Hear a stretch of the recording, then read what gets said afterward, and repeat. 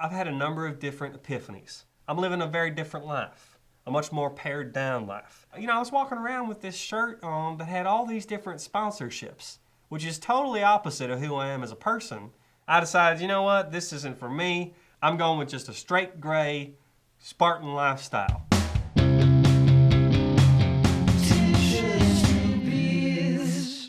I've gotten rid of all my earthly possessions.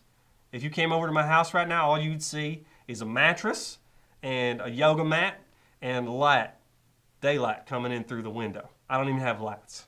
I noticed that you didn't say bicycle. Oh no, I still ride my bicycle. You're still a bicycle. I just went and I burned all the labels right off of it with a match. Just kind of sat there for several hours just burning each label. It was very, very methodical, very, very zen. Everything about my life right now is very zen. You feel like you've restarted your life? You feel like you've hit like a reset? I do. What I've done is become a personal trainer.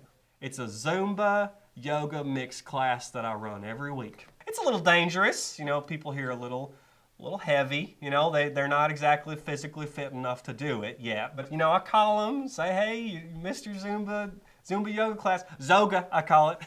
You mixed your Zoga class this week. You know, just wanted to make sure you were still going to send me those checks. You came from Houston, Texas, relocated here as a child. That's right.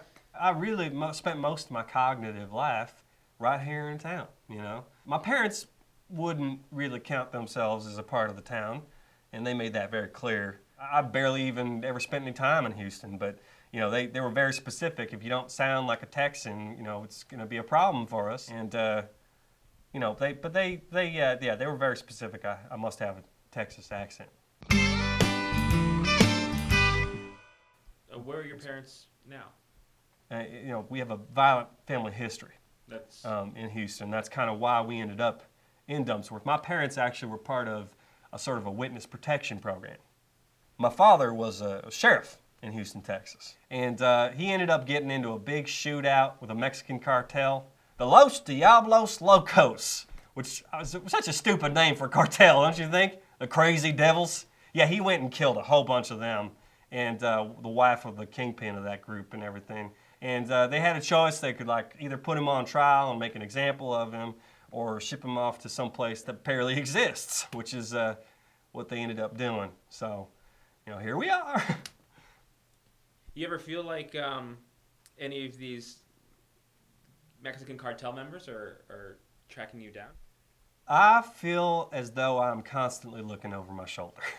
I'm every day just petrified that some guy with a gun is going to come around with a shotgun or whatever he's carrying and blow me away. Yeah, we're all going to die eventually. So just embrace it, you know? Just embrace the moment, live in the moment, and don't worry about the past.